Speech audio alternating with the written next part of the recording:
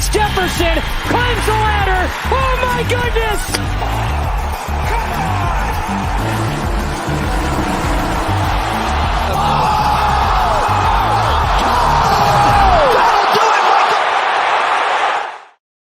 We are live, NBA Rundown Draft Edition, one of my favorite shows of the year. We bring in the college crew to break down the NBA draft. I learned so much about these prospects. You guys did a great job last year, really getting us ready for the season. What a call on Walker Kessler last year, right? Steve going 22, one of the top 3 in Rookie of the Year. So, hey, the expectations are high. We expect you guys to do this again. We'll go around the horn real quick, say hello, and then we'll dive right in. The idea is we're going to go through the Tankathon mock draft. We're going to get everybody's thoughts on each one of the prospects, their strengths, their weaknesses, what to expect. And then you guys have the legal books up. I'm going to be using my offshores, and we're going to see if we can find some bets as we talk about these prospects. Tyler, I talk to you all the time. Let's go over to Stevie Boynton. We haven't done a show together for a year. We got to hang out in March, but I haven't seen you since then. I know you've been crushing in the MLB streets. How's everything been with you, Steve?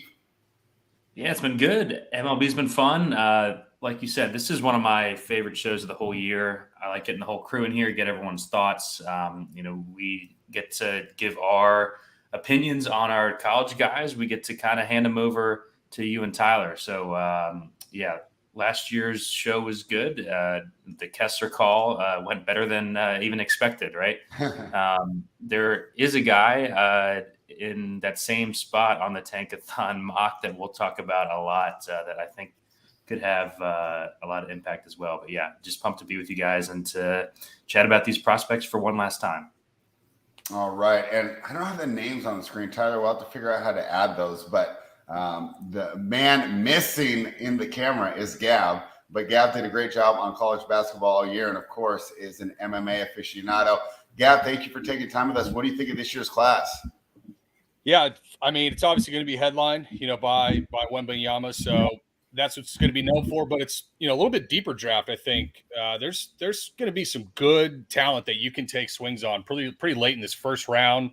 Probably be a little more fit dependent, with some of those teams that are a little bit closer to playoffs and fighting for championships and whatnot. But no, there's a little bit of mix of everything. It's a good class. Can't wait to break into it.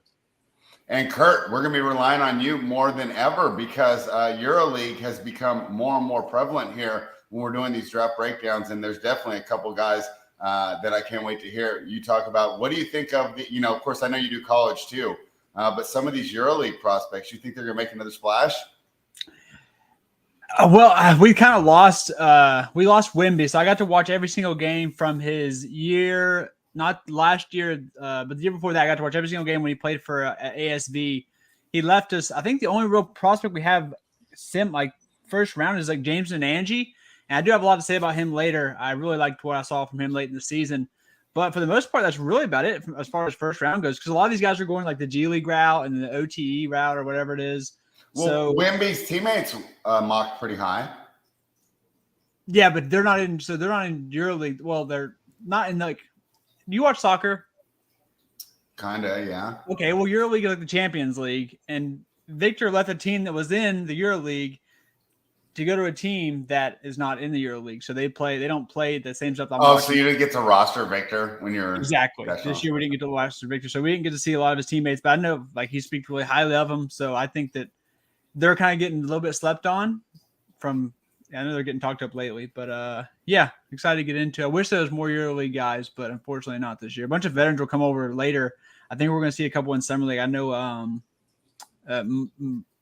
Vasilije might come over to Thunder at some point. I think he's waiting for them to get better. So I'm excited to see how that plays out with EFS. But nonetheless, happy to be back with the crew and hopefully pick y'all's brain on some stuff too. Yeah, and I'm excited for this show. The show is brought to you by RunPureSports.com. We're looking at the betting side today, but I think this shows just a great example of what happens when you join the team at Run Pure Sports. And of course, you can do that now using that promo code Summer33, right? I mean, we have these guys that have just been grinding college basketball in EuroLeague all year to dive into. Tyler and I, right? I mean, we didn't watch too much college this year, right? We had some fun here and there, Tyler, right? But I mean, we had our nose to the grindstone on the NBA, but we're going to get the benefit of all their knowledge. And of course, these guys do that across all the sports. I know Steve, right? You can't watch every baseball game. You're relying on the other guys on the team. You're in the Discord. You're relying on members who might be going to the game or following their team more closely than you are. And so the point is, there's no reason not to join runpuresports.com using that promo code SUMMER33 unless you're on government assistance or welfare. Then get your life right. Then you can join. But otherwise, you're making a mistake if you do not join. Tyler, you told me about Wembanyama like almost a year and a half ago, right? And I don't want to spend too much time on him because everybody knows he's going to be awesome. But just real quick, let's just say someone has no idea how good do you think this guy's going to be maybe in his first year? I think he's going to be – the only thing that can stop him in my mind is an injury. Yeah. I mean, you're basically banking on some injuries here. Just the way that basketball is played now in the NBA, even with him being so skinny, I don't think it's going to affect him all that much. I seen one thing that had his ceiling and his floor spread. They had him as best player in the NBA / Hall of Fame defender, and his floor being him being an all-star. I think the best way to describe him is he's Rudy Gobert with a jump shot. It basically, if you made Rudy Gobert and Kevin Durant a little bit of a mix. He's not as good as Kevin Durant on offense, but he's 7'6". The dude could dribble the ball better than anybody that big we've seen. Like it's just the unicorn. That's what it is. It's a 2K created player in real life. I said, Can I say one more? I know I talked to Steve. I don't want to talk a lot about Victor. Y'all have heard it before. But first of all, my NBA comp for him is like Anthony Davis and Giannis had a baby. But one more thing about if he gets hurt, it's going to be a freak injury. Because have you all seen the mobility stuff that he's done to get his body right? And all those little drills he does before he goes into games. Yeah, they have him set up well. Not to mention, did you see what he said on the JJ Redick podcast today? I mean, the kid's mindset, this training he's doing to keep that body right for how big it is different level. But, okay, that's all I'm saying about Victor. I swear. All right. I mean, yeah. So the Spurs, great franchise. Once again, they get David Robinson, Tim Duncan, and now Victor Wembanyama. Let's move on to number 2. Steve, I think Charlotte Hornets have an interesting choice here. At the beginning of the year, it was Scoot. We heard Scoot number 2 the whole way. But Brandon Miller has moved up in the rankings. He had an interesting tournament right after the controversy came out. He showed, hey, it doesn't bother me. He came out, had one of his best games. But he did throw a couple duds up there in the tournament. What are your thoughts on what Charlotte should do? I know you don't watch the G League. There's no G League contest yet, right, on DraftKings. I'll have to get on that next year. I wish. But what do you think the Hornets should do at number 2? Who would you rather have, Scoot or Brandon Miller? And overall, talk to us about Brandon Miller as a prospect. Yeah, I think in a different draft, either of these guys could go first overall. I wouldn't be too concerned about what Miller did in the tournament. He was playing through that injury. Just an insanely talented player, huge. He's like 6'9" wing, shot 40% from 3 as a true freshman. Just an elite talent.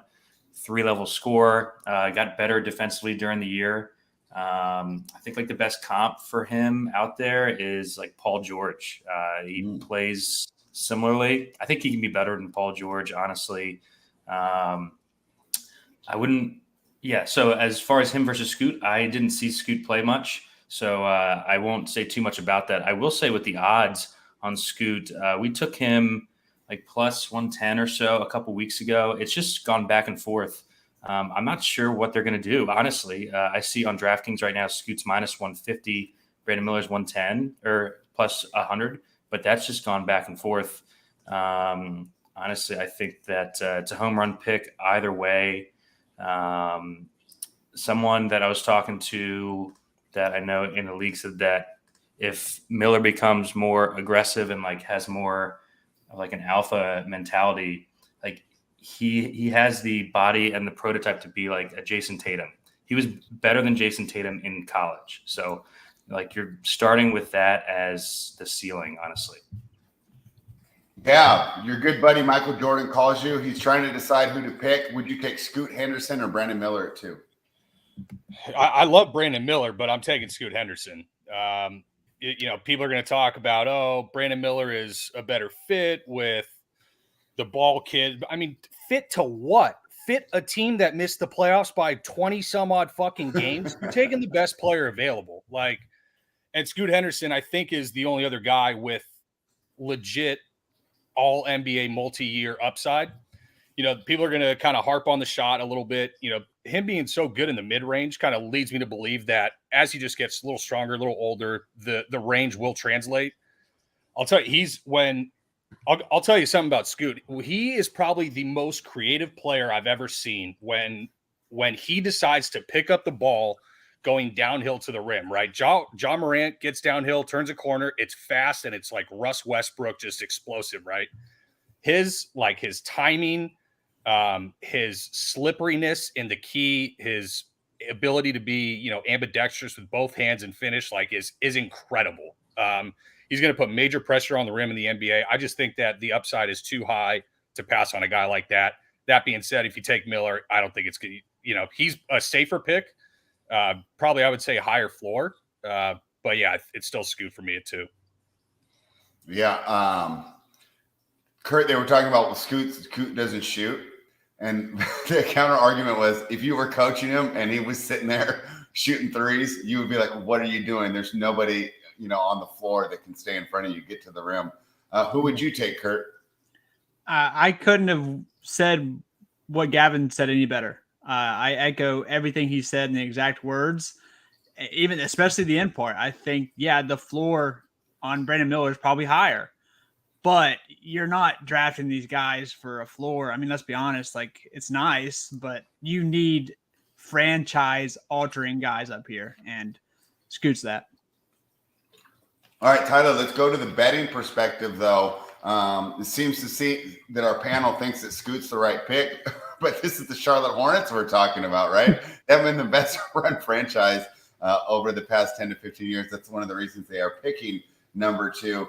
Do you think that there's a bet we should be making here? I know, Steve talked about getting Scoot at plus money earlier. That's no longer available. Do you see any bets here, or are we just going to move on to the books get it right? I personally think we should move on unless you already have that ticket like Steve does, then maybe hedge it on the other guy, just get out of there with some money. I think after Victor, you can see the 2 and 3 spot go either way. It could be Scoot, it could be Brandon Miller. I wouldn't be surprised if both these picks get moved. I mean, you see Charlotte. Michael Jordan sold his stake in that team. You have new owners there now. They could maybe want to make a splash and just go get a bunch of pieces around LaMelo. We've heard about New Orleans wanting Scoot and wanting to move up. Then you look at the Blazers at 3. They want to put guys around Dame. Both teams would be so stupid if they traded these picks. I agree, but say Charlotte stays at 2 and they take Brandon Miller and now Scoot's there at 3. They could ask for a king's ransom to put next to Lillard. If Toronto calls, how many of those guys would you need to give up that 3rd pick to put around Dame? Would you take Siakam, Gary Trent, and a couple picks to get that? Would you take those 2 guys, the 13th? If you traded Scoot Henderson for Siakam and Gary Trent. I agree, but they're in this delusional state where they want to try and win with Dame, and that's a trade I can see them making. All right. So no betting there. We'll see what happens. To be fair, Portland isn't the worst team, but Charlotte is a team that I don't trust. If they were to pass on Scoot because of LaMelo Ball being there, that would be like when we didn't take Luka Doncic because we had De'Aaron Fox, right? I mean, come on, guys. They would fit next to each other well too, because even though Scoot can't shoot threes, we see LaMelo chuck up double-digit threes in the NBA. So you put a guard next to him that can't really shoot, they'll be fine. Yeah, I think it would work. Now, Steve, I know you didn't watch a lot of G Leagues, but on the Tankathon mock draft, the one that we're going off, they have Amen Thompson at number 4. He was part of the Overtime Elite, which is, I guess it's like an academy. It's not the G League, but it's based on player development. And these are the 2 biggest fish they've got so far. What do you think of Amen Thompson? And do you think the Tankathon's right here? Throw him at number 4 in Houston. Tyler and I are kind of big fans of that young core that they have in Houston. Do you think they pick him, and do you think he fits in well there? So I don't know much about the fit, but both of these brothers are just athletic freaks. They're going to enter the league good athletes for the NBA, not just, being 18-year-olds. They can't shoot at all yet. It's just you're just buying into the pure athleticism right now. If I were drafted 4, I would for sure take Cam Whitmore at 4 over both these guys, because he's also an athletic freak. He lived above the rim in college after the injury slowed his start to the season. He's got so much upside. Like the flashes that he showed when he was at Nova, I think he's gonna be awesome. I think if he doesn't go in a top 5, then people made huge mistakes. Like I know Gav's going to talk about this. You can't take Jarace Walker over this guy. And I like Jarace Walker.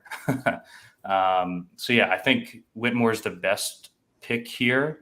There's some news that's come out over the last couple of days that has kind of flipped this market. We had taken Whitmore top 5 at a really good number. It got down to like minus 350. Now it's back up to plus 155. I would just be floored if they actually take Jarace Walker at 4 or 5 over.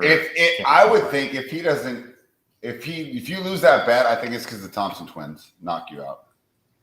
Yeah. Well, I'll let Gav expand on it because I know that he's got more thoughts on it too. Gav, your thoughts?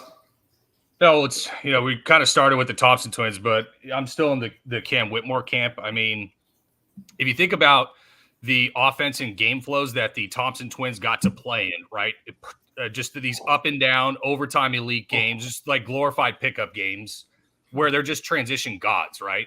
Cam Whitmore played on Villanova, one of the 3 slowest teams in college basketball in average possession length on both offense and defense. We never even got to see this guy in transition, where he's as thick as Bryce. He weighs as much as Bryce Sensabaugh. He's less than an inch shorter than Jarace Walker, and he's got the handle of a swing guy who can play the 2, the 3. It's no brainer for me because the Thompsons are just too much to project. Keep in mind, Cam Whitmore came in midway through the year because of a thumb injury on his shooting hand. That not only is that take time to get back into it, it's a confidence thing at the same time. And, at the end of the year, he really started to come on. So I think that's the best pick for me at 4. I could definitely see it being, probably Amon. I don't know if the other one goes at 4. But yeah, I know those guys are going to be the Tyler slob fest. So, we'll get to him on those guys. Kurt, I'm trying to cram. I'm doing a week, trying to catch up for this week after the NBA Finals ended. On Cam Whitmore, the big drawback is he chucks too much. I mean, that's the big drawback. It really seemed to me hard to find negatives about his game, but yet he's projected here to go on. Let's see this on the Tankathon. He's at 5 going to the Pistons. And I know we don't know a lot about the overtime elite, but if you're sitting there at 4 for Houston, who would you take? Would you take a Thompson twin, or do you like Whitmore, or are you going to really throw a monkey wrench in and pick another player? I'm very low on the Thompson twins. Their defense is awesome. That's nice to have, but up here, come on. I mean, you cannot have a shot that's that broke, and they have a long way to go mechanically. It's not just it's not like Wemby who's shooting 28%, but his shot's beautiful. I think Wemby could end up being a lot better shooter than what his numbers are. These guys, the mechanics are bad. A lot of stuff needs to get worked out, and I think Amon's shot is bordering on full teardown. Yeah, exactly. And how's that been? And how's that been for the guys who've entered the league with those kind of shots? It's not been great. It's been pretty bad actually for him. So the other brother, I think, could get his jumper progressed over 1 year, and it actually has a form that looks somewhat decent. He gets a good shooting coach. That the second brother will be decent at shooting. Yeah, the one thing that we haven't brought up yet too, these guys are not that young for being in this spot. They're a year and a half older than Cam Whitmore. They're older than everyone that's going to be taken in the lottery, except I think maybe Jordan Hawkins if he goes. Brandon Miller. They're basically sophomores in college. They're not as young as you'd think based on everything. They're projects, and I would have a tough time taking a complete project at 4. It's just pure raw athleticism that you're hoping transitions into a basketball player. Tyler, you were high on Amen when we were DMing, kind of getting ready for the show, though. What do you think that these guys are missing, and why do you think he's going to end up being really good? The shot is definitely a project. I agree with the guys 1,000% there. The jump shot's ugly, definitely needs work. He could play make. He's one of the best defenders in the draft. His explosiveness is out of the gym. He can attack the rim relentlessly. We talk about Jalen Green's spread, and we know he ain't playing a lick of defense. Wouldn't you probably want to put a guard in that backcourt that can play really good defense to help him out? Like, he fits perfectly next to him. It gives him another ball handler. Honestly, when I watch his highlights too, the best comp I got of him is he's a more athletic version of Josh Giddey. He could view the floor very well, pass. The shot's ugly. It doesn't go in all that often. And he's just more athletic than him. So I think the Rockets take him at 4. There's reports after his workout that they said that's the most athletic guy they've ever seen. If you look around on books, though, FanDuel's hanging a minus 250 to go 4. You go over to Bovada, though, and they got him at minus 130 to go 4. I think that's where we have our first bet at spread. We make that bet on that book over there. On Bovada, what is it? Yep. Bovada. Amen Thompson to go 4th overall, minus 130. If you check some of the other books around here right now, like FanDuel right now, him to go 4th overall, minus 250. Like, it's just a way different price over there. I think that price is really wrong. I don't see them taking Whitmore. It just doesn't fit what Houston's done. So I think it's the Thompson twin here. All right. And I'm looking at Bet Online right now. They have Cam Whitmore under 5.5 is plus 130. When you guys watch Cam Whitmore, doesn't he remind you a lot of Miles Bridges with a better jump shot, possibly? It's Miles Bridges had a baby with Sadiq Bey. That's what it is. I don't know. I think Whitmore started the year late, and Gav's point is really well taken. The system that he was in, we didn't get to see the upside that he has. Like, whenever he got a chance, he was living above the rim, which you don't see that much in college. I think there's a lot of upside that we just haven't seen yet. He didn't even play that much, and he was in a weird system. I love Whitmore. I get taking the upside swing with the Thompson kids just on the athleticism, but the next tier of guys that we're going to talk about after the Thompson twins, it would be hard to convince me to take any of those guys over Cam for sure. Gav, what do you think here? I mean, is it just if the top 3 are Miller, Scoot, and Wemby, is the next 3 just going to be Whitmore and the Thompson twins, or is there a guy who could sneak in here potentially? Yeah, they're kind of in a tier of their own because of the ceilings that the 3 of them have compared to the rest of the draft, I would say. Now, that being said, the next 1, 2, 3, 4, kind of 5 guys that we'll probably be talking about all have immense more high floors than, at least the Thompson twins. I'm kind of all in on the Whitmore train, but, personally, I get it. I just can't do it. Now, I think they're at the bottom of this tier behind Cam and before some of these guys because of the ceiling, but these are the guys that can lose you your job as a GM at the same time. All right. Well, now I can't wait because we've kind of, if we're using this Tankathon mock draft, now we're getting real college heavy here in the next 10 picks. So just to touch on one thing real quick, they've talked about it. With him being late in the season, he didn't show up and just playing in that weird system. I think it could hurt him a little bit more in the draft because you just look at some of these guys surrounding him. Like, you watch some of their tape. Most of those guys were there all year. Their tape's a lot better than his. Mind you, I see it what you guys see. He's a great player. I think he transitions well. But just looking at all these names on that board, I think he's the one that could slip to about 9. Really? I would be shocked. I could definitely see Anthony Black getting up there. The other Thompson twin can climb. I think Walker's almost a stone lock to go 5. I think really.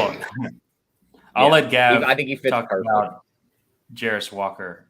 Talk about Jarace Walker. Tyler thinks 5, but from what I'm following, and I follow the Pistons beat reporters and some of their podcasters, I haven't heard a lot of talk about Jarace Walker. Talk to us about Jarace Walker, and is there a chance the Pistons take a swing there, Gav?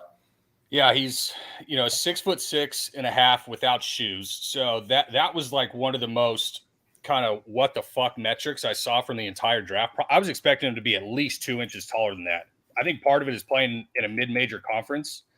He was just so much damn bigger than everybody, right? Now that being said, on the body, he is like as physically developed as you'll find a freshman ever. I don't know. He's an absolute fucking tank of a human being. That being said, I don't know how much more projection you can put into his body. You know, he kind of is what he is from an athleticism and a physicality standpoint. Now, the physicality is better than the athleticism. Like, you know, there were plenty of times, multiple times in multiple games where he just gets blown by, you know, smaller guys from a mid-major conference. And I don't know if part of that is because Houston is the most frenzied closeout team in the country, and they attack shooters with just reckless abandon because they're such a good gap defense. But there's worries about him. You know, at that size, he projects much more like a 3-4.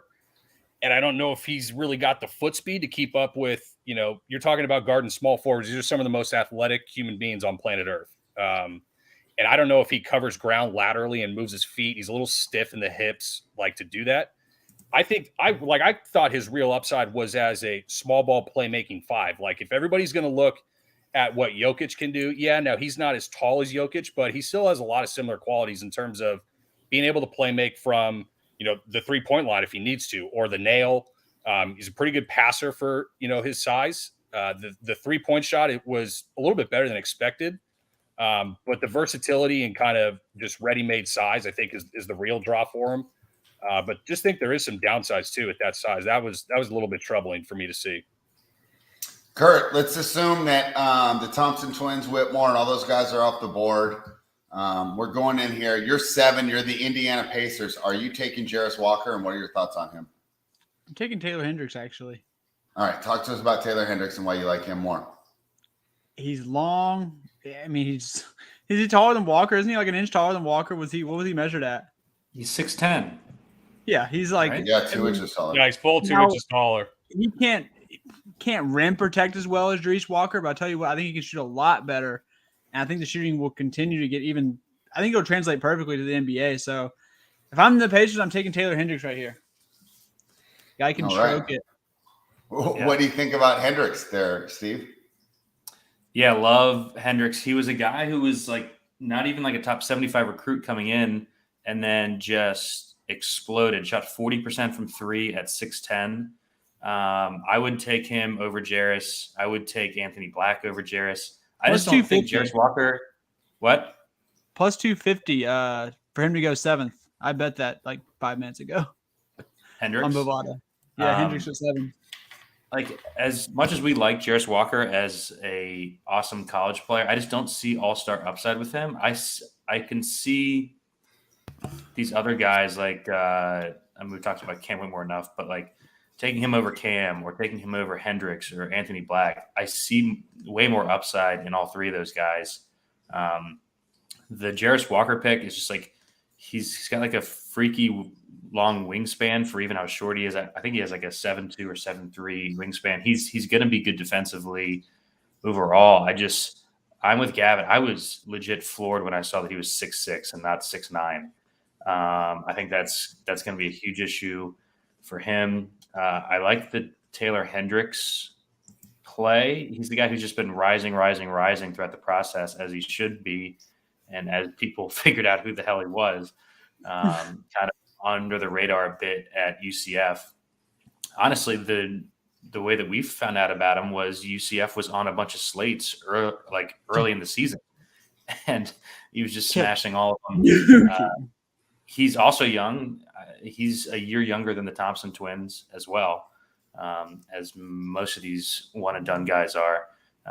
The guy in this range, like the 6 to 9 range that I like the most, is Anthony Black. Wow. I've got my Bullets hat on here. If he's on the board at 8 and the Wiz don't take him, I'm just going to be so distraught. This is a 6'7" point guard. I think the smartest player in the draft. Played in a system where he was around a bunch of guys who were trying to get shots up.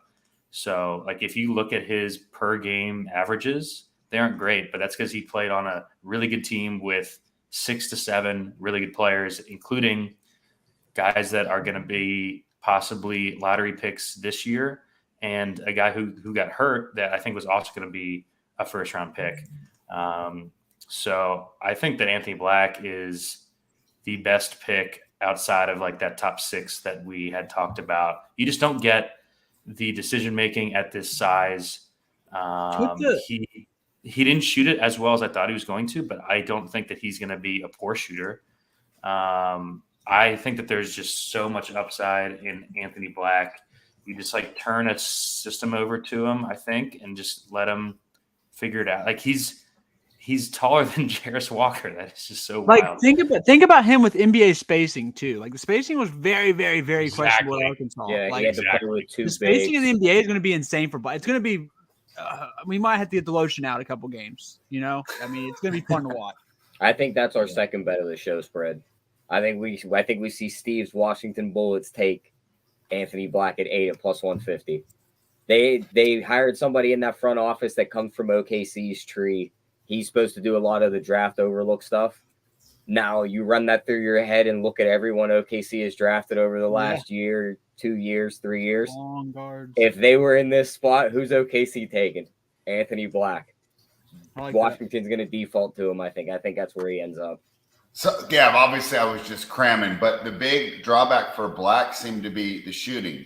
And the comp that I was reading was kind of like Lonzo Ball, a player that really wasn't able to make a big effect on that Chicago Bulls team till he got his shot right. What do you think of Anthony Black in this little 7, 8, 9 range? I have him as my third best college player in front of Hendricks and Jarace. I have him higher than the Thompson twins. The feel for the game is, I mean, elite for a freshman. The shot, I don't really have that much worry in the shot, honestly. I think it's gonna be fine. Like I think it's gonna actually progress pretty well, personally. He was over 30% at, not the most high volume rate, but that's because in college, even on a team with shit spacing, he's still able to get to the rim, even on smaller guys guarding him. So yeah, I love Black. It's just I don't see how he goes wrong. I don't see a team that he doesn't fit on. Like it's just the perfect do-it-all. The intersection of size and playmaking, ball handling, feel for the game is just second to none. I just love him as a prospect. Tyler, give us that bet one more time. It was Anthony Black, 8th overall pick at plus 150. I think the only way we lose that is if the Magic prefer him over the Thompson twin and they take him at 6. Okay. Remember, guys, this won't be the end of our NBA bets. As we continue to get news, scour for information, we're going to be posting those bets on runpuresports.com. Become a member. Use that promo code SUMMER33.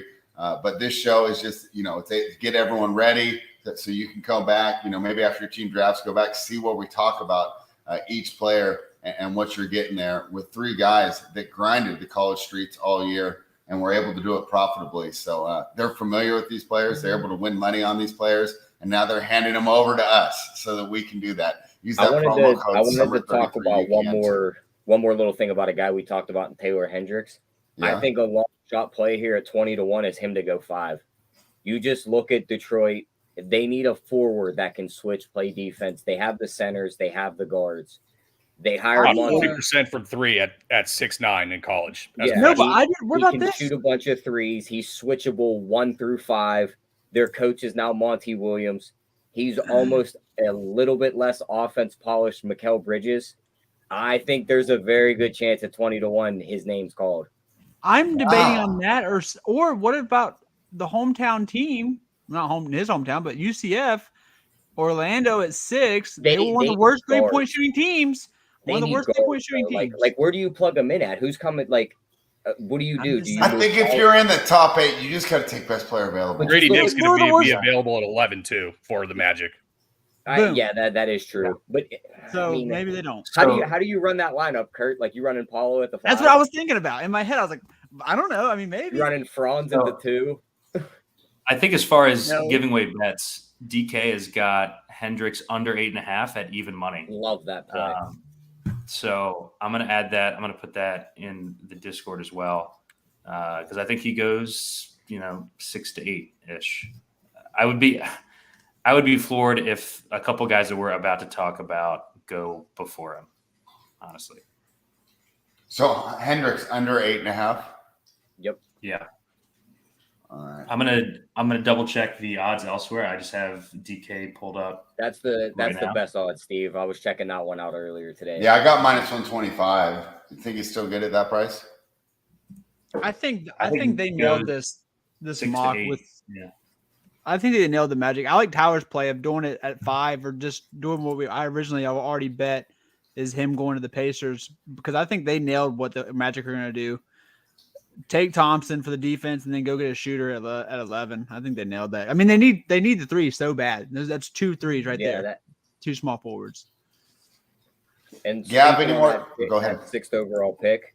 If you are worried that Anthony Black does get taken there and we're going to lose that plus 150, he's plus 430 to go that 6th pick.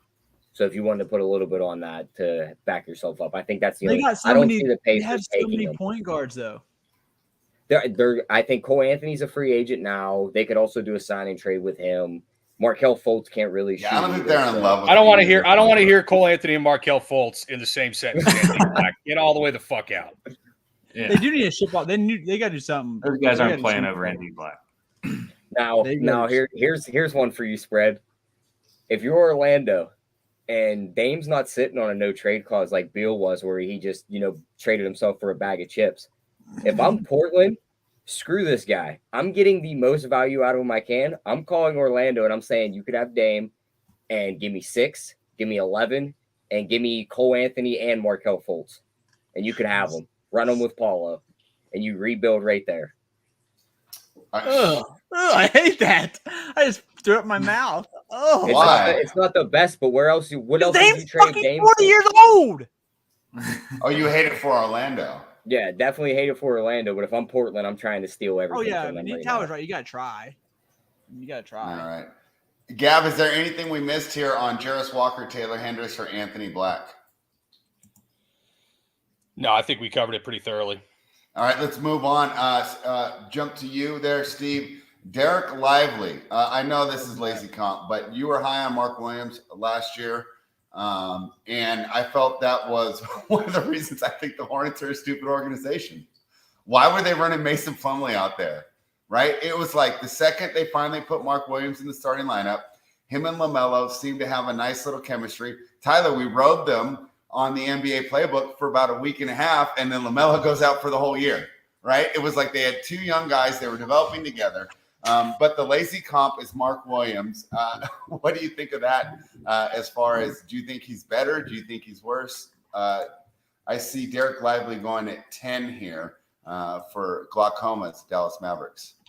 Yeah, I was actually just talking to Glock about this, and I'm annoyed that people are starting to mock him at 10. I think at this spot, after that group of 3 that we just talked about, I think that you can make an argument to take Lively over Jarace Walker even. I think it's much riskier because Lively's floor is he is a hurt guy who never figures it out. He was hurt a lot for the college season, didn't impact games much because you could tell that he was kind of behind the 8 ball, was fouling a lot. It seemed like he was trying to do too much.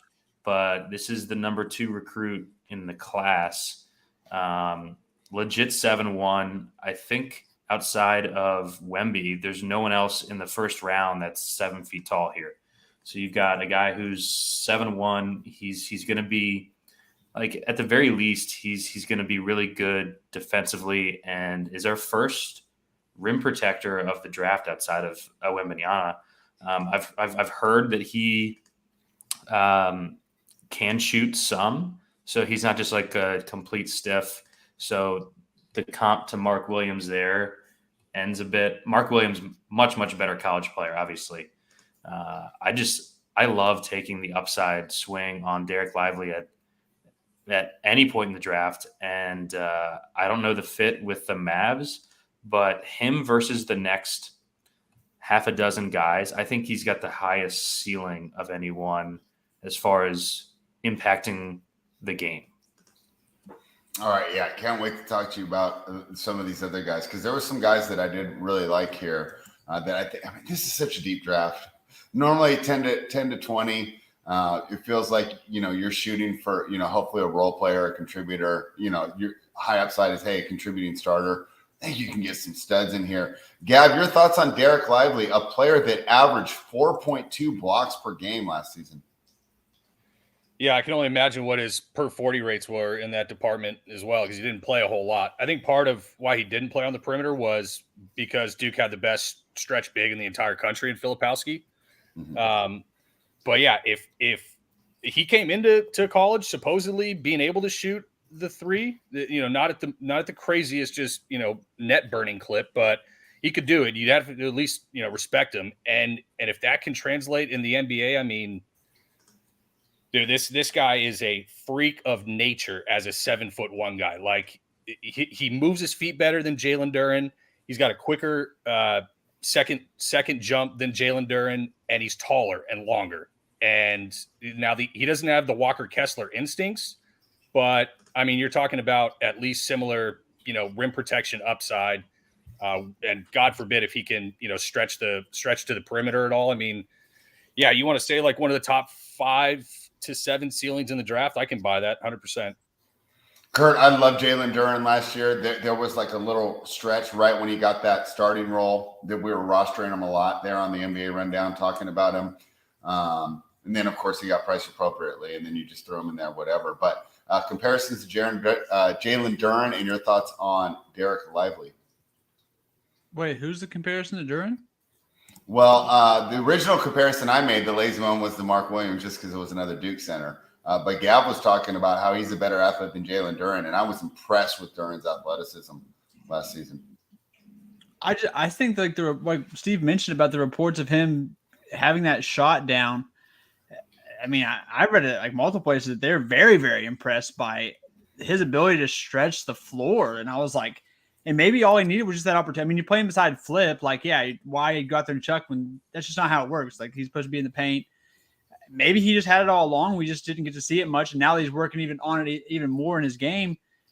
Maybe the guy was going to be a very reliable knockdown pick and pop guy. I mean, it could happen. We've not really got to see that yet. And this is just a perfect fit, especially depending on what Dallas does as far as moves go in the offseason, that they do go after another person or whatever they're going to do. I know they're trying to get LeBron, but whatever they do, I think that this would be a good fit as far as putting him around some vets and just being a guy who can go block shots and just get rid of Dwight Powell and all those dusty ass centers and let this kid go make some plays.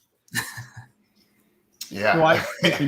Dwight Powell. Like, and who else they have? Oh God, don't even let this kid grow. JaVale McGee, Maxi Kleber. Some great guys there. He's better, but come on, get Dwight Powell out of town.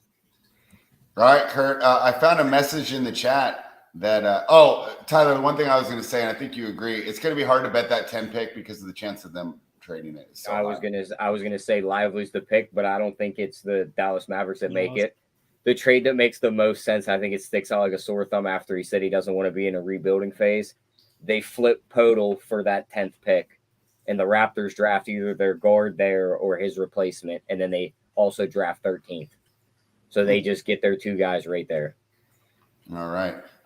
Comment from the chat, Kurt, but I know you get these a lot on your dating apps. When do we see Dick? Is it pick 11?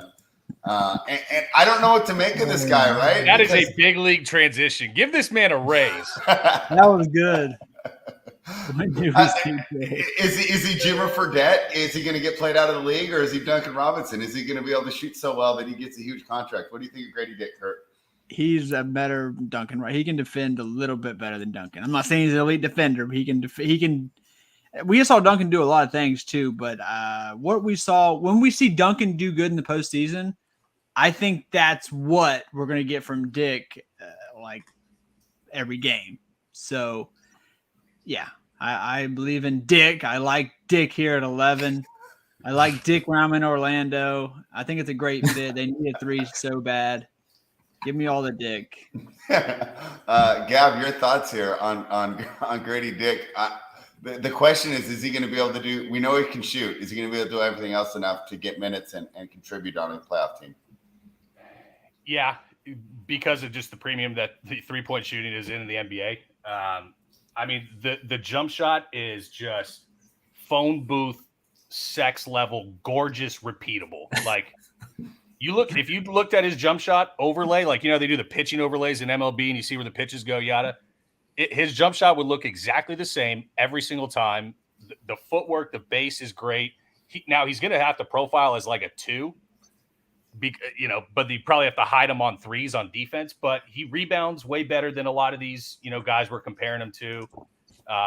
You like the chops. He didn't handle kind of really in your face, in your kind of jersey pressure well. But that being said, he also shot on contested shots extremely well. So take that for what it's worth. Elite catch and shoot jumper, probably best shooter in the draft. All right, probably best shooter in the draft, Steve. There's a couple other players that I think are contending there, and we'll get to them later. But what are your thoughts here? Is he going to be able to contribute? Is he going to be able to get a lot of minutes? Is he going to contribute right away? Is he going to be on the bench for a while? And do you think he goes here at 11, Steve? The shooting is absolutely real. I think best pure shooter for sure in this draft, maybe last year too, besides Jabari Smith, maybe. But man, the defense is definitely an issue in the NBA. He's taller than I thought he was going to be. He's 6'7.5", I think. Gavin made a good point about the rebounding. For a guy of his frame, he's not afraid to go mix it up and contribute more than just spot up 3-point shooting.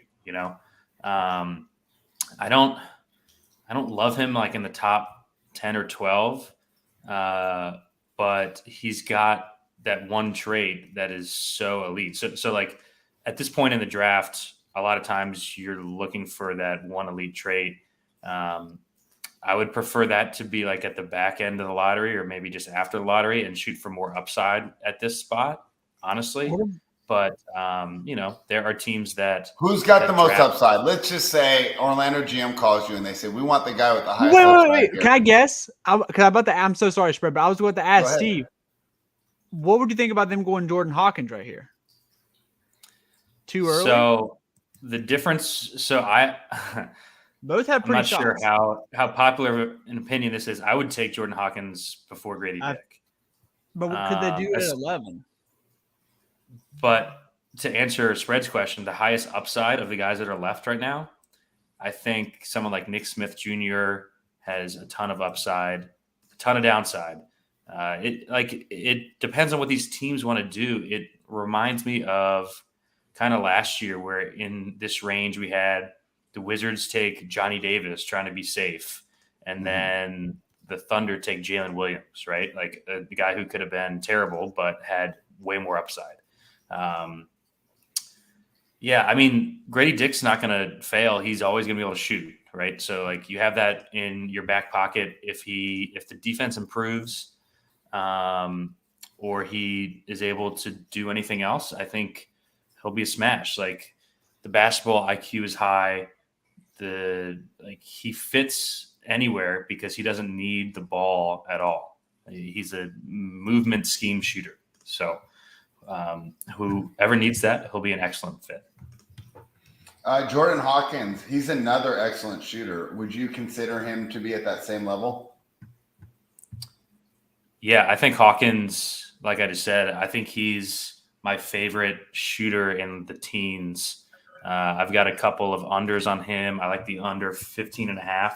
I just don't know how teams can let this elite of a shooter not go in the top 15. I think he's got more to his game than just like a movement spot up shooter like we saw at UConn. He didn't really need to do that there. He's a little thin. I think he's projectable. I think there's more in him than we saw. Like he didn't play a ton. Like he came on so strong. He was honestly the reason that we made those bets for UConn to win it all. I just thought that he was going to turn it on in the tournament. He did. And he backed everything up. I mean, the frame is a little slight and concerning, but I don't know. I just think that there's more in him. He is the first sophomore that we've talked about, but I don't think that's too much of a concern. He's basically the same age as the Thompson twins. So, if we're talking about age, I don't think that means too much. Hawkins is just my guy here. Like I would take him in the tankathon draft that we have here of anyone that they have between 11 and 15. I would take Jordan Hawkins. I just went and did it. Bovada plus 115 under 15.5. I just went and did that. That's I love that. what I gave That's a away good bet, in Steve. the I appreciate Discord that. yesterday. Kurt, thanks for following. Well, no, I just said you just mentioned it now. So I went and did it. I didn't mention it Discord, though. This NBA draft preview is brought to you by runpuresports.com. And that Discord that you're mentioning, you can become a member, get involved, get Steve's plays as he's releasing them by using that promo code Summer33. Gav, at this point, it's kind of a mismatch here with mock drafts. So why don't we go through, just kind of maybe choose some players that you're high on, maybe some fits you like, and break it down. I'm seeing on this mock draft, right, I'm seeing some Cason Wallace, who was a really good defender, at least when you look at his steal rate. Kobe Buffkin. It's crazy now that all these kids are named Kobe. Nick Smith Jr., Bryce Sensabaugh, Jalen Hood-Schifano. Who are some players you like in here? Who would you like your team to draft if you're in the teens? So I'll go to two guys that I'm definitely higher on, I think, than consensus. Like, I think this is the Cason Wallace spot. Now, keep in mind, I think this is the point of the draft where, shit, man, you're splitting hairs amongst a lot of similar-looking guards for the next 5-6 spots, kind of combo-ish, type guys. I really love Cason Wallace in this spot, though. Like, the elite defensive tool, especially when you're talking on ball. He's got a pretty thick lower half and moves his feet just extremely well. His screen navigation is just elite, especially playing in a defense in Kentucky that when you play Kentucky, you ball screen them because Oscar can't move his feet. And so he was in screens all season long. The double team instincts, he's rarely out of position. I think he's the best on-ball defender in the draft. And I think he has some staying power as a legit combo guard. I think combo guard gets thrown around too much, in terms of, the guy can dribble it a little bit.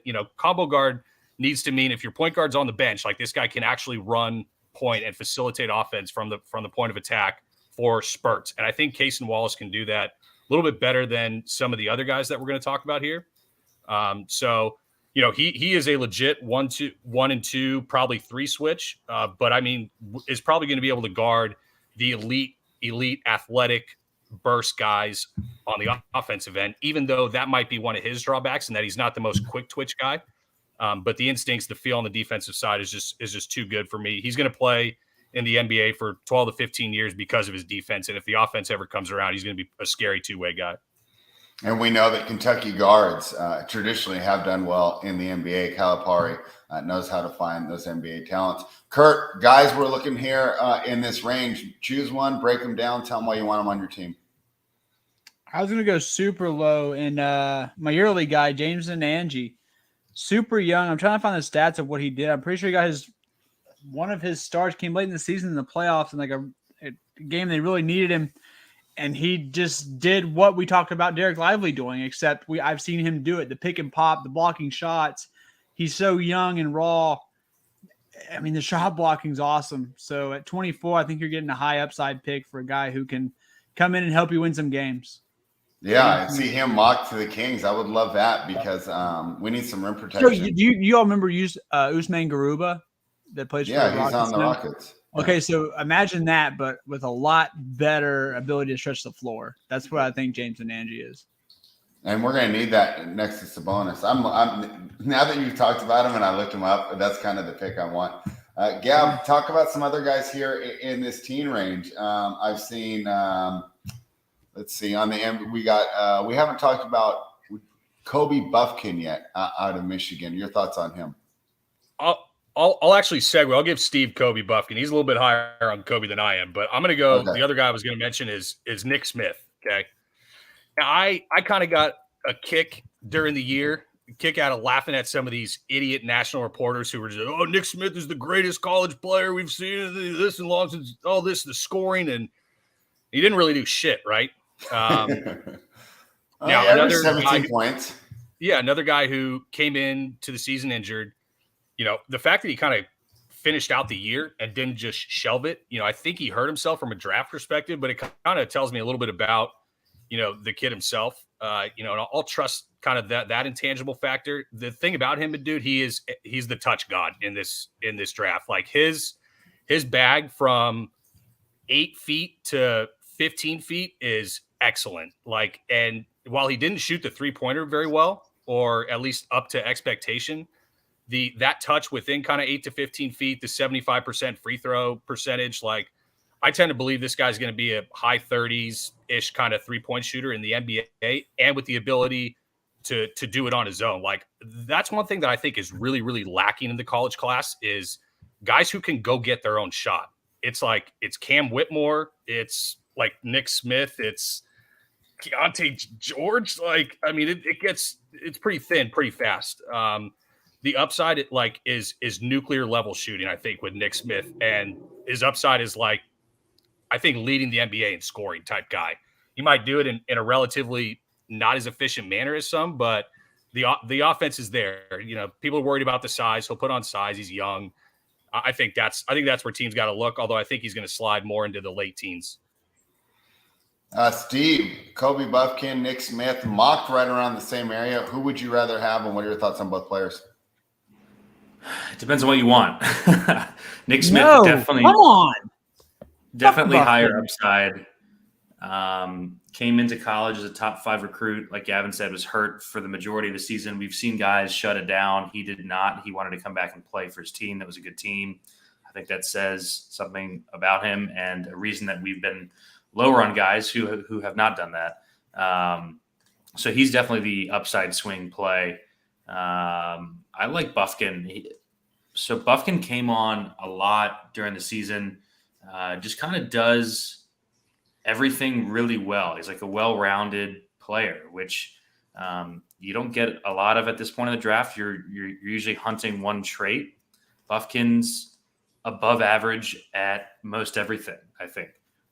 He doesn't have that elite trait, which is why he's more of a floor play, bench player that can turn into a starter long-term. I don't think he's going to be a bust. He's a good defender. His handle is fine. He's a good athlete. Made, I think 37% of his catch and shoot threes. He's just a solid pick. I think he goes late in the lottery. I'm not sure. I'll pull up the odds right now. There's a Buffkin versus Keontae George bet that we took a bit earlier. I'm not sure where it is now. I think Buffkin was Kaysen, right? And then Hawkins was Key, I think. Oh, gotcha. Okay. How about Kobe Buffkin? Kobe Buffkin's 10 months younger than Brandon Miller. Kobe Buffkin is a sophomore. Okay. Yeah. So like this is a freshman level pup as well. Yeah. So just a guy that I would feel super safe taking that's going to make an impact to my team. Nick Smith is the nitro scorer who could absolutely explode or could flame out. The last guy that I wanted to mention here in the teens range is Jalen Hood-Schifino from Indiana. Point guard, tested taller than I thought he would. Didn't he, Gav? Like at 6'5.5". I thought that was impressive. Good defensively, basically good everywhere, but the 3-point shot wasn't awful. It didn't take that many. He shot 33-ish%. I think the floor is really good for Hood-Schifino, and I think that he's got more ceiling than people are giving him credit for. I think, like, at the very least, he's a good game manager that can score in the mid-range. If the 3 becomes real, I think that he can be a starter, honestly. I think he should be a top 15 pick. He's not currently projected everywhere in the top 15. I do know some people who have some outside shots on him going in the top 10. I think that's a bit aggressive, but he's a 6'5.5" point guard in a draft where there's only a couple of guys who can really handle the ball, like Gav said. So I think he brings a unique skill set, especially at his size, like 6'5", 220 for a point guard. So he's big enough to play right off the bat, and a guy that really ascended throughout the year. So yeah, I was a big Hood Schifino guy the whole season. I hope he lands in a spot where he can get some playing time. If you sort this by per 36 on Tankathon right now, the highest scorer per game is Bryce Sensabaugh, and we mentioned him a tad, but haven't gone into him yet. Why is a man who can score the basketball mocked so low here, Steve? Because he can't do anything else. He gets blown by Gav, would you say him and Jet Howard are the worst defenders projected in the first round?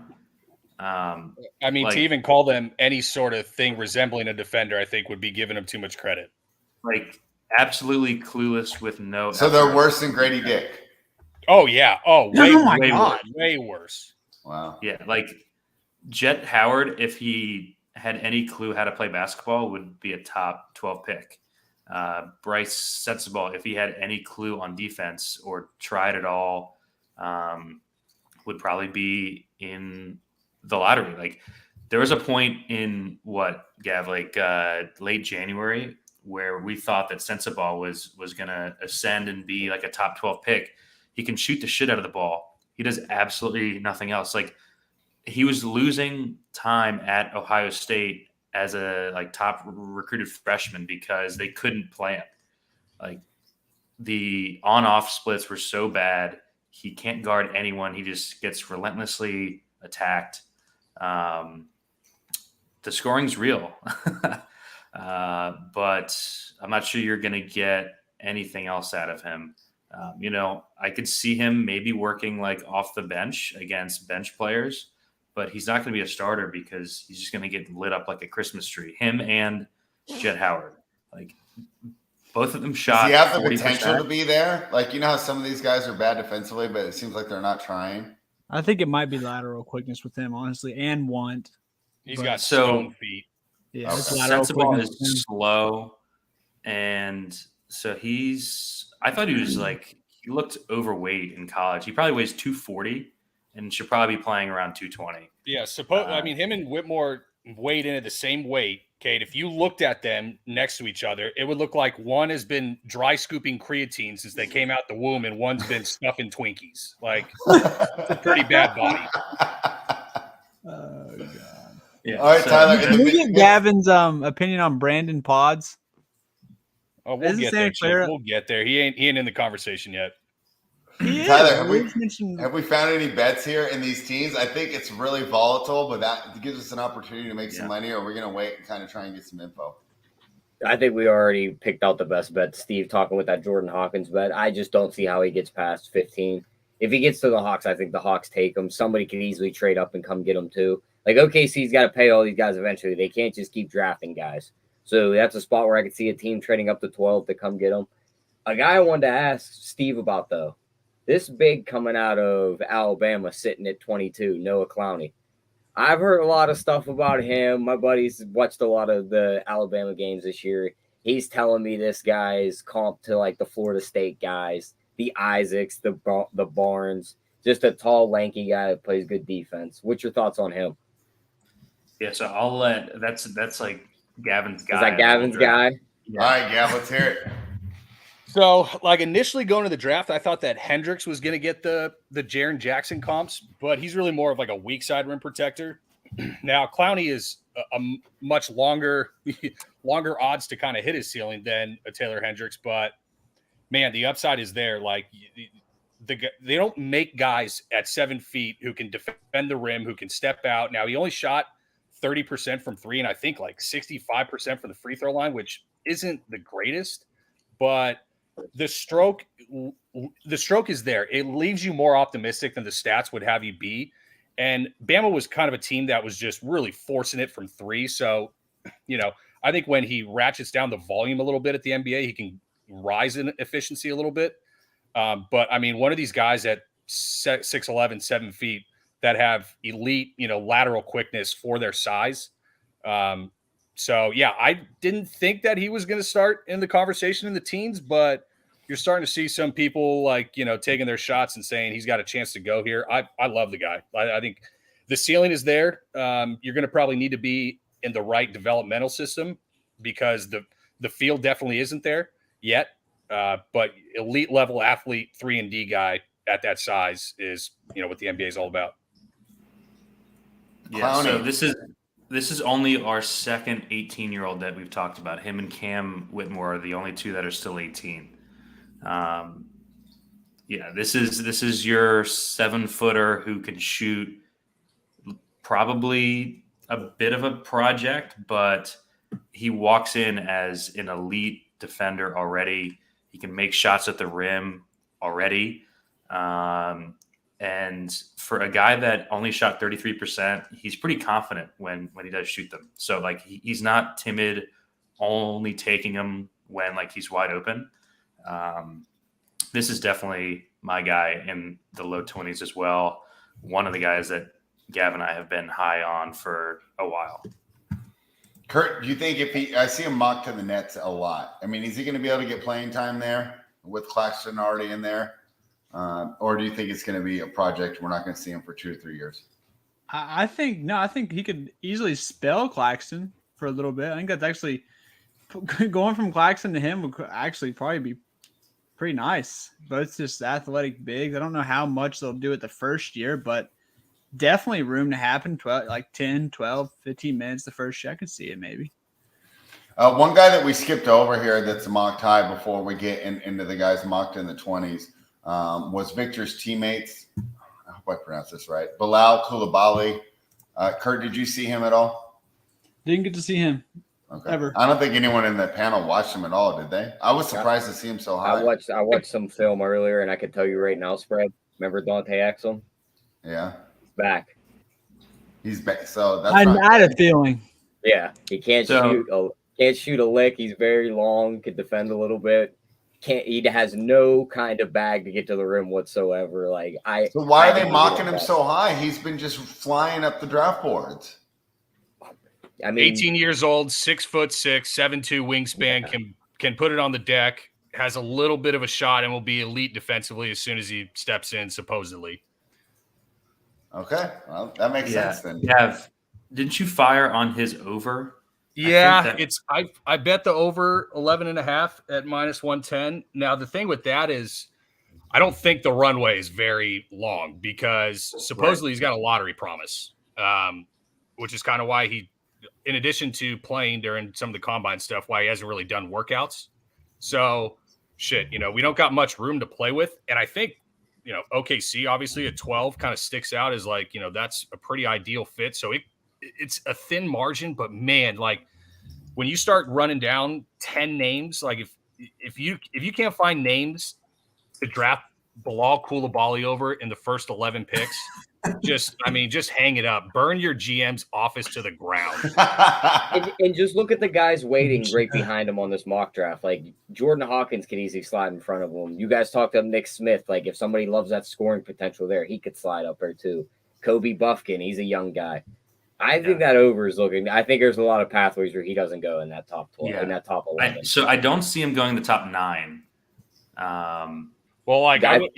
Tyler was just talking about the OKC guy at the Wizards, and it would be some Wizards-esque shit to draft Bilal Coulibaly over Anthony Black. It's going to happen. I can't. Believe on me, Ricky Bobby. If we do that, Steve's going to make a Nadu video where he's just screaming in the camera for a minute straight. I would not be happy. The last of the non-college players, well, I guess there's one way down here at the bottom, but Leonard Miller kind of seemed to be a beneficiary of all the attention that Scoot got, right, as people started watching those Ignite games, and he really stood out as sometimes the best player on the floor there. I know that we didn't watch a lot of it, but he's mocked here at 19 to go to the Warriors. Do you think Leonard Miller, anyone see him, and are we excited about him? Is he going to play well?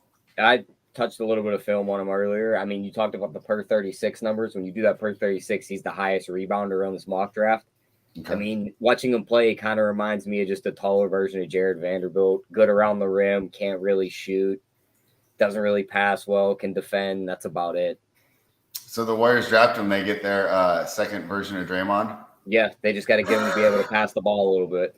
Hopefully he won't punch his teammates. Did any of you guys see Leonard Miller? Yeah, I think he's pretty interesting. I think he's, when it's all said and done, I think he's going to be a walking double-double with just his rebounding instincts in terms of timing, in terms of trying to position as the shot's going up rather than reacting after it hits the rim. He put it on the deck relatively decently. Now, it's a little bit funky, going to the basket. It ain't the most orthodox thing, and it ain't the prettiest, but at 6'9.25" without shoes and over a 7-foot wingspan, you're probably a 3 through 5 switch. And you can put it on the deck at that size. Like that's not a very common profile to see. So I bet him under 22.5 on kind of a little bit of a whim. I just did a half unit. But I could see a team swinging at upside like this. And with his floor being, he's going to be an 8-point, 8-rebound guy in 25 minutes or 30 minutes a night or something like that. So rank these guys for me, Gavin. Bryce Sensabaugh, Leonard Miller, Clowney, and Chris Murray. Just all those forwards. Miller, Clowney, Murray, Sensabaugh.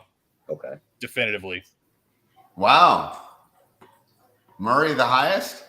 No, third. Oh, third highest. Yeah. So DK's got one of these who will be drafted first props, which I think is a way that we can get on a guy that we like a bit in Miller and a guy that we hate in Jet Howard. So Leonard Miller to go before Jet Howard is plus 110 on DK. I'm not sure if they have this exact prop elsewhere. I did hit the Miller before Howard on DK, though, at plus 110. This NBA draft preview brought to you by RunThroughSports.com. Become a member. Promo code Summer33. Last guy I have questions for you guys, and then I'm going to let you just choose your favorites in the later range or maybe the second round guys we're sleeping on. But I have to ask about Dariq Whitehead, who was the number one prospect, if I'm not mistaken, right, coming out of Duke and had a ton of injuries. And he's mocked here in the 20s. It feels like, if you want to just go ahead and swing for the fences, especially if you're in the 20s and you're a team that's already right, you're already pretty good. You don't necessarily need to add a contributor right away. What are his chances of contributing at the NBA level, Steve? Yeah, so a guy played at Montverde. Awesome recruit coming in. Was also hurt for a good part of the year. Was really, really good shooter. Shots like 40-some%, 43%. The issue is he didn't really do anything else. This is like a bet on talent guy where you've got the shooting in your back pocket. The leg injuries kind of scary a bit. Struggled to do basically anything else besides shoot. Like couldn't pass, was an unwilling rebounder and defender. He basically stood in the corner at Duke and shot threes. So Gavin might have a different opinion on I hate to say that, but there's a role for that in the new NBA. Well, no. So what I was going to say is, he can shoot. They didn't ask him to do much else. Is that because they knew that he couldn't, or because they had a team full of guys who were pretty good and that was just his role? I'm not sure. Yeah, I mean, anytime you see a guy shooting 43%, getting mocked at the end of the first round, that's intriguing, right? Is it because of the injuries or because of just basically, like you said, the lack of ability to do anything else? I don't know. It's a little bit of both. Like, I'd say it's just that and the – I'm sorry, Steve. I was just going to say it's that and then the lack of film on him probably. Yeah. What do you think, Gav? Do you think he's just going to be a shooter, or do you think he's a hurt guy? What do you think? Well, I mean, every team that's drafting is going to have, better intel on his injuries. And ultimately that's going to dictate, where he goes. If he gets a relatively clean bill of health, which I don't know if he's going to get because the recent foot injury just happened. But, you'll probably see a team swing on him in the 15-ish range. Probably then I think you throw him back in with those guys that we were talking about in the mid-teens, and Hood Schifino and Cason Wallace, Kobe Buffkin, and those guys. The 53% at the rim is pretty rough. Now, he also came in heavier than he supposedly was in high school, and I would think that both of those would have to do with coming into the year, with a foot injury. So, yeah, I mean, look, I'm surprised nobody's made the AJ Griffin connection, like in terms of a freshman who comes into Duke around a bunch of guys who can play and is essentially pushed out into a 3 and D role, and also has injury concerns. Like AJ Griffin had his knee issues, as well. So I don't know. I'm definitely higher than Derek and then consensus. I have him 17th, but yeah, the injuries and whatever the health that teams have will dictate where he goes. All right. Who are you guys' kind of favorite players that we haven't touched on yet? I know we kind of touched on Jet Howard, kind of touched on Keontae George, but who are some other players that teams in the 20s? And this is great because these are teams that are ready to go, ready to compete. Who do you think, if you're in the 20s, who would you be grabbing right now that can maybe make an impact on next season? I got one guy I want to ask these guys about. UCLA, Hawkins. He's mocked in that mock draft we're looking at now in the second round. But if you go look at this guy's odds to be a first-round pick, he is minus 800 to be a first-round pick. Yeah, on the Athletic, he's mocked at 19. Yeah, I hear a lot of good stuff about him. What did you guys see in him all year? The only game I seen in him was that tournament game he played. Gav, you want to take Hawkins? Yeah, I mean, the guy's just a damn good basketball player. Like, again, it ain't pretty. It ain't explosive. It ain't vertical. But it gets the job done, like one by hook or by crook. So I tend to think that this is like the perfect guy that a team close to the playoffs who fits, a system is going to take a swing on rather than somebody who's picking at the beginning of the second round, whose team was just dog pissed the last year and they need much longer term upside. So I love Hawkins. Obviously got to watch him plenty at UCLA, and he's an immediate plug and play, but what you got is what you're going to get. Yeah, so there are a couple guys that fall into that bin that we'll talk about real quick. So someone like Marcus Sasser, I think, is an awesome pick at the end of the first round. I can't believe he's not mocked so high. Maybe that's just me not understanding how college translates to pros, but he's a great shooter, and he was a dog. Like, I want him on my team. Marcus Sasser is like the perfect guy that a team that's a playoff team already who needs like a bench guard. He's the perfect pick. He's a great shooter. Man. Yeah, he's a great shooter. He's a winner. The detraction on him is he's only 6'2", right? So like he's pretty small, but coming off the bench, I think he'll be successful off the bench in the NBA. 85% from the free throw line, just solid defensively, is going to help teams that are already good stay good. Is he ever going to be a star? No. But when you're drafting at 28, you don't need that pick to be. So the guys that fall into that barrel are Hawkins, Sasser. I think Colby Jones is interesting there for the same reason. And then someone like Andre Jackson Jr., who I really like. If I were a team that needs, but isn't it Andre Jackson the exact opposite of Sasser? Yes. Where he's gonna do everything but shoot.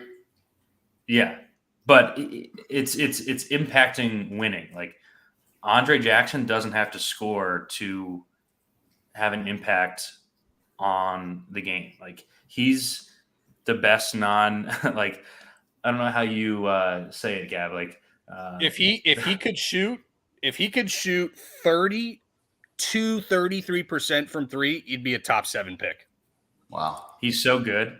But the shot is not bad. It is embarrassing. Like he's going to get laughed off Twitter when the NBA watches him shoot for the first time.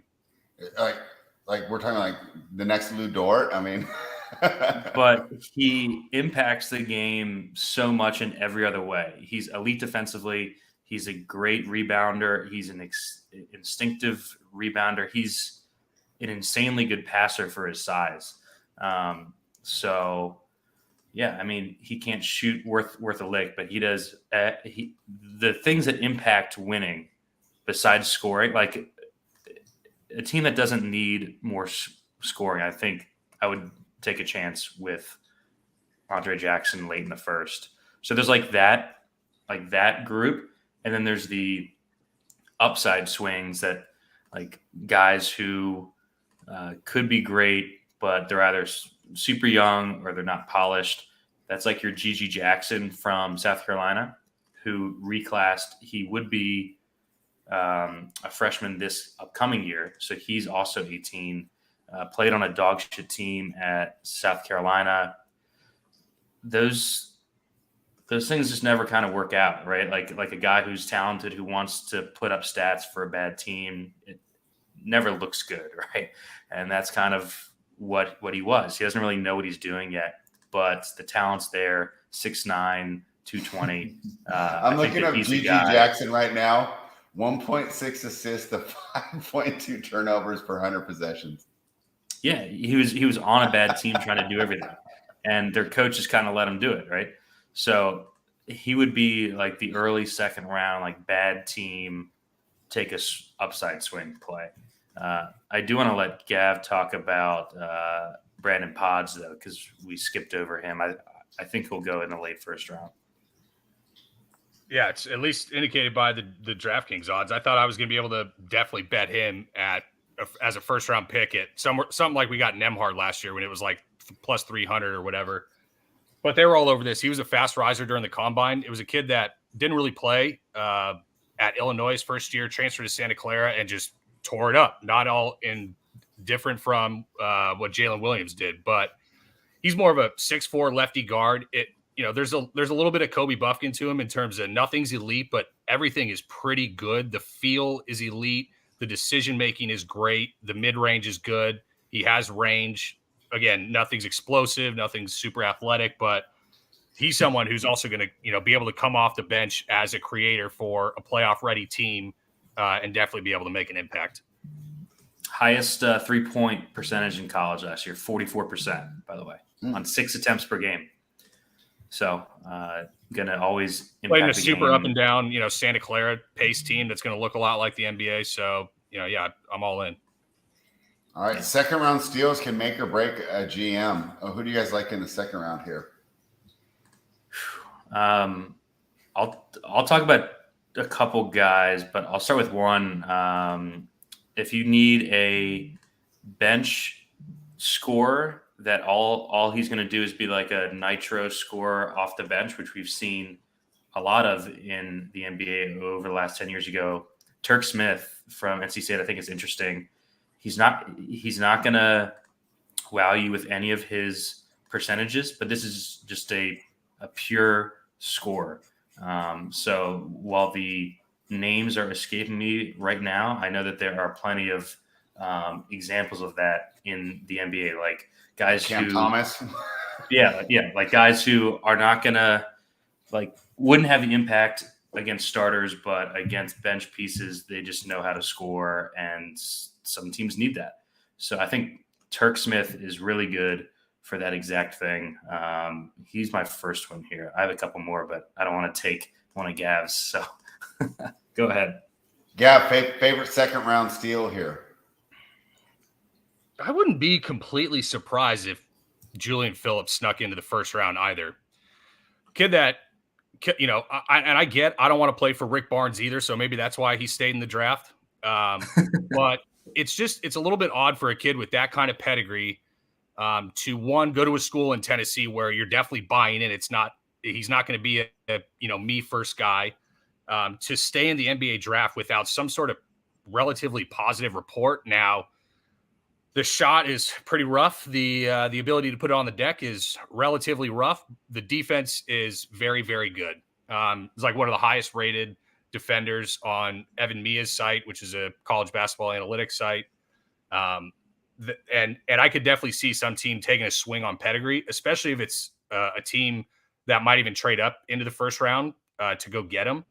That's, I think, the kind of guy that you could potentially take a swing on. I think the odds on DraftKings were pretty wild. Now, it's not something where I'm betting a half unit or a full unit. I'm probably betting to win 1 unit. So, yeah, it's just a guy that you can throw a dart on that I wouldn't be completely surprised seeing picked late first round or early second. All right. Who else we got in the second round?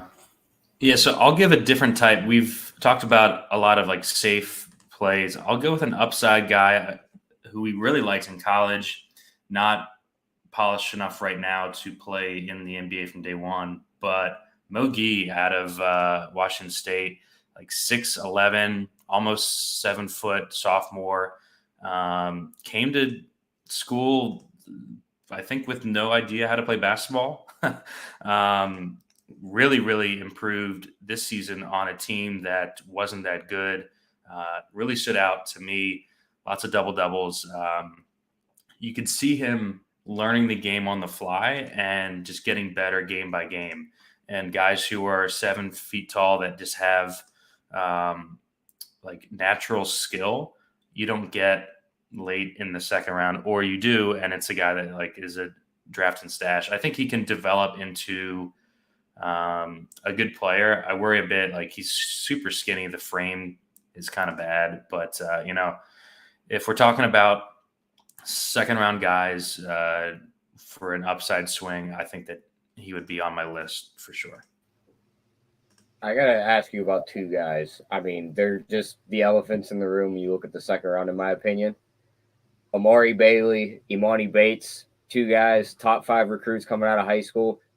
Bailey was ranked higher than Miller, Walker, and a couple other guys that are at the top of this draft. Imani Bates was top 3 ahead of Paulo a few years ago. We know he can pour the ball in the basket. I know he's had some off-court stuff. He had to transfer a few times. And I don't know what happened with Bailey, but why are these guys so far down the draft board? Imani Bates should not be on a draft board. I like guy who was And why is that? Lack of athleticism? No, he doesn't lack athleticism. Look, he had a rude awakening, going into college, coming out of a league where he was playing a bunch of blind and deaf kids all day and just taking every shot. And as soon as somebody started playing defense, he shit his pants, pissed and whined a penny, left and went to Eastern fucking Michigan, probably the only school that would have him. Fucked up there. There's nothing you can trust about this kid whatsoever. There's no way you can draft this kid. So you don't think he'll even go in the second round? He could, to a GM that is not a fan of his own job, I guess, but I wouldn't. Well, the thing about the second rounders, if you miss them, it's not 45 through 60. It's one of those things too. Like if you fire on this kid with a second round pick, he doesn't work out, so be it. But if you fire on him and he gets his head straight, we're talking about a guy that was compared to Kevin Durant at one point. Stop it. Yeah, I mean, he can score against guys at Eastern Michigan. He can't do anything else. He's an unwilling defender. He's an awful teammate from every single stop that you've heard from. The Athletic had an article where they have the anonymous sources, and the one against him basically said, we knew that if we frustrated him the first 3 minutes of the game, he would just take the game off, and that's how we beat him. I do like Amari Bailey a lot more. He came on late in the season, had kind of a weird year. I would definitely take him over Imani Bates. I don't think that he was as good of a ball handler as they expected. He's not that confident of a player, but I think that he's, again, like there aren't that many combo guards in this draft. He did shoot it well down the stretch. So I do like that Bailey call. He's a guy, I'm not sure if the size is there. I think he's like 6'2" or 6'3". He was a guy who tested smaller than I thought also. So I think early second round development type of player. The talent's definitely there, right? Like top 20 talent in the draft. So if I'm a bad team drafting the first 10 picks of the second round, I like Bailey there. Is Bailey going to be good, Gav? Yeah, he's good. He kind of got handcuffed on a team that had 2 stud seniors, and they just ran a 2-man game. I mean, 60 to 70% of possessions. And because they were good enough on defense, they just said, beat us that way. So we didn't even really I think he's kind of the same thing at Cam Whitmore. We didn't even really get to see an offense where he can really flourish. But yeah, the size and the lack of handling, as Steve mentioned, was kind of the main drawback of him. But yeah, I think he's fine. I think we'll see him in the second round. I don't know. I don't think his ceiling's anything more than just rotational starter / depth piece, but you should have a decent career in the NBA. I don't know if it's a huge bust rate. RunPureSports.com. Become a member. Promo code Summer33. Gentlemen, any players that we've left out? Not that we're going to miss. You got to talk Chris Murray at least. Like Chris Murray's just he's not Keegan. Keep that in mind. He doesn't get as much out of his body and athleticism, but he's a plug and play, ready to go, stretch four. For a lot of teams that's going to fit, and it's going to make sense for a playoff team that needs. Will he make it to 24 for me, Gav? I think he definitely could get to 24. We have to take him if he's there, right? Lock it in, Spread. He's going 19th. You think so? He's going to the Warriors. Yeah. Doesn't have the ceiling or the confidence of his brother. I think he fits in that 20 to 30-ish range. Was basically asked to do everything on that Iowa team. Scored a bunch, but the comp is obviously lazy if you're comping him to his brother. Why do you say that? He's not the shooter that his brother is. He's not as confident. He's not as good defensively. He's not as good of a rebounder. I think he only shot 33% from three. So, Keegan pretty much does everything better than him. Like, that'd be weird to be a twin and just you'd be like, what the hell? I mean, it's not like he's Cooper Payton, he's going to be a first round pick, but or what's his name? Cooper Manning. I screwed that up. Right?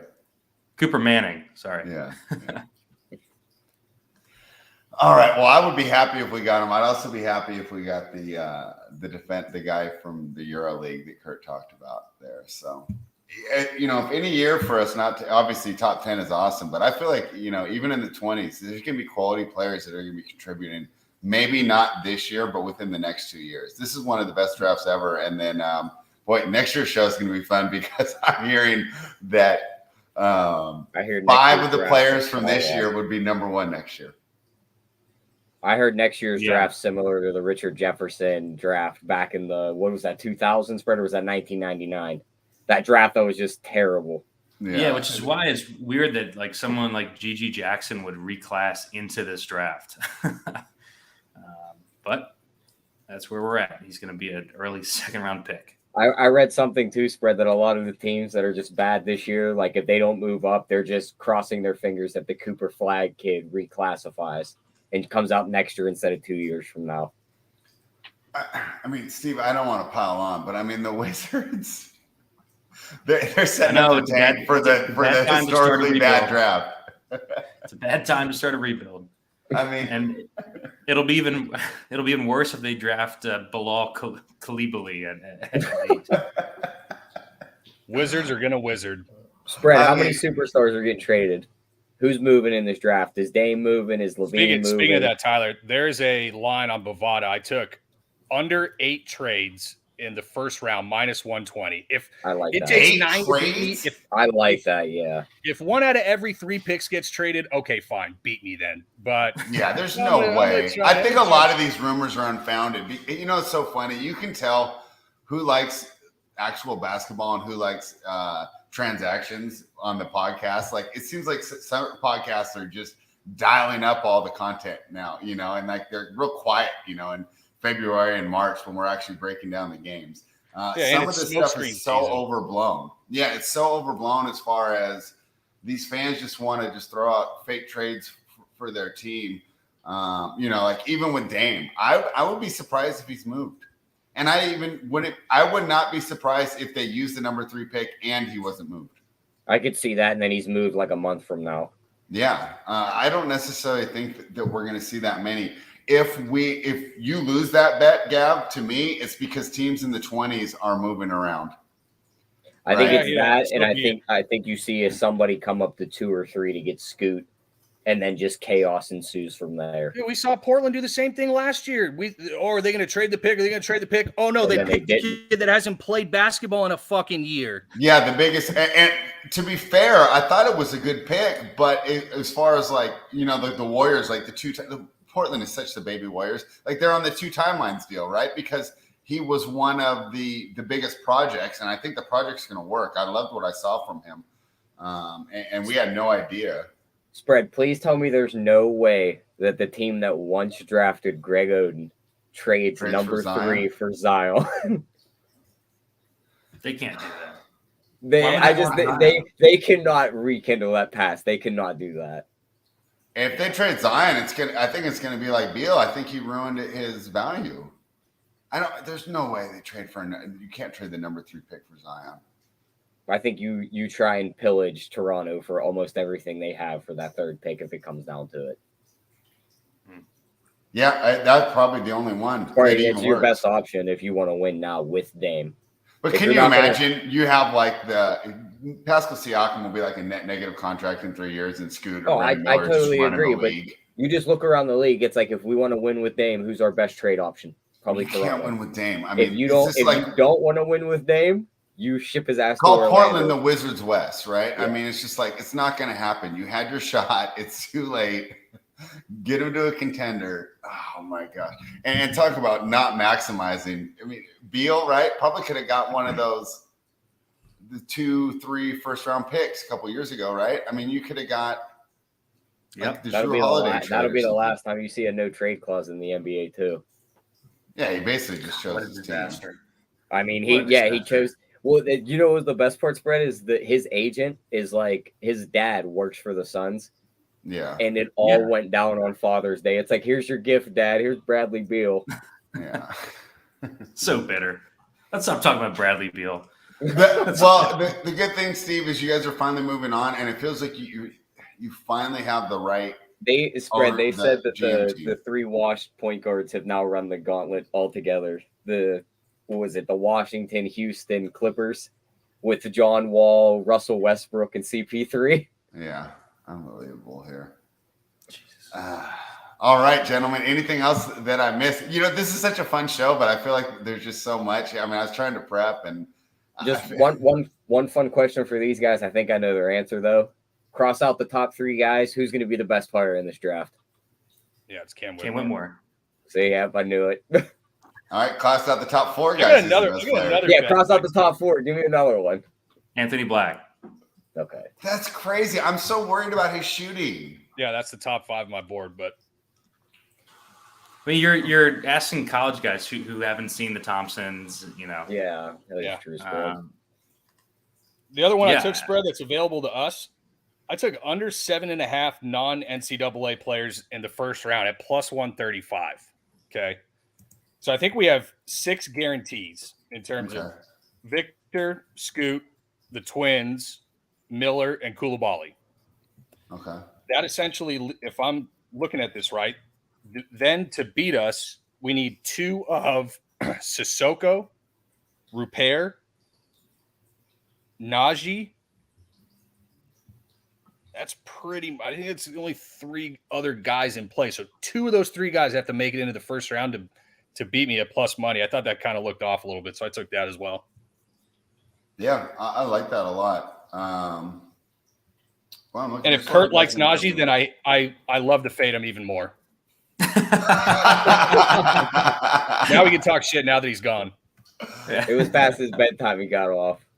I know. He texted me. He said, I got to go to bed.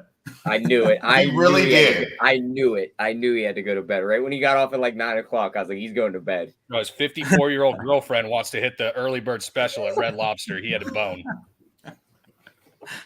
That used to be me, Tyler, but I've adjusted my sleeping schedule. I'm back to acting like a normal human being again.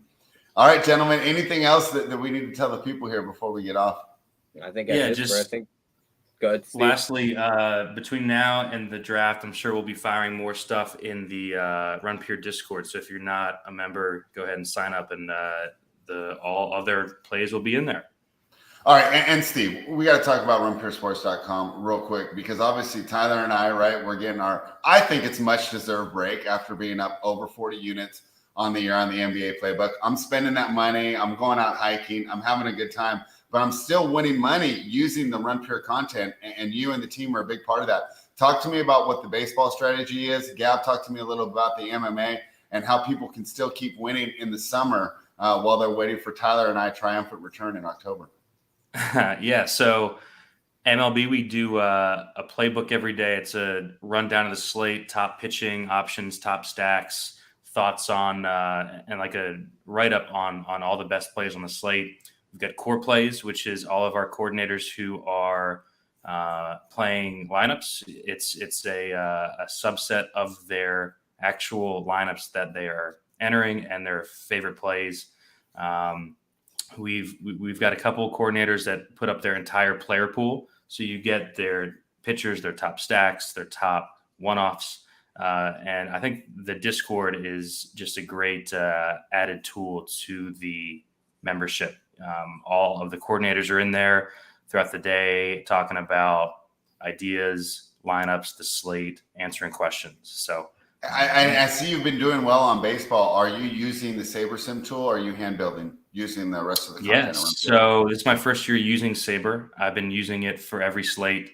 It's a super intuitive tool, especially if you're playing multiple lineups. I think it's a borderline must, especially in a sport like baseball where, you don't always want to play the best lineup. Like you want to play lineups that correlate and make sense. And the SaberSim tool helps out that a lot.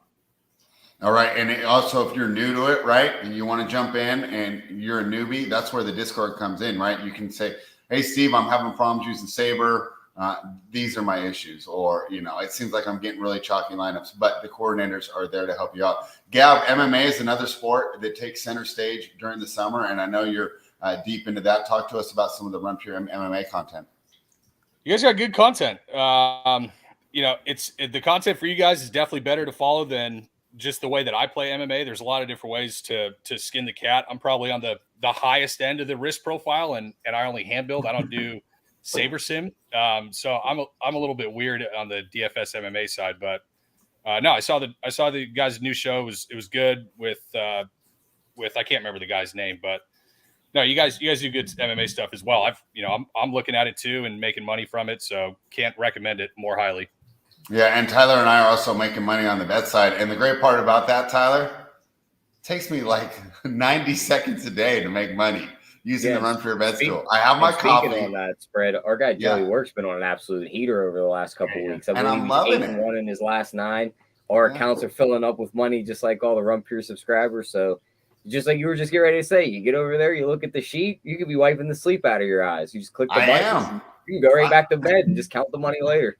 I have those bets placed before my first cup of coffee is even halfway done, right? And just moving on with my day. So, of course, runpuresports.com is the place to be.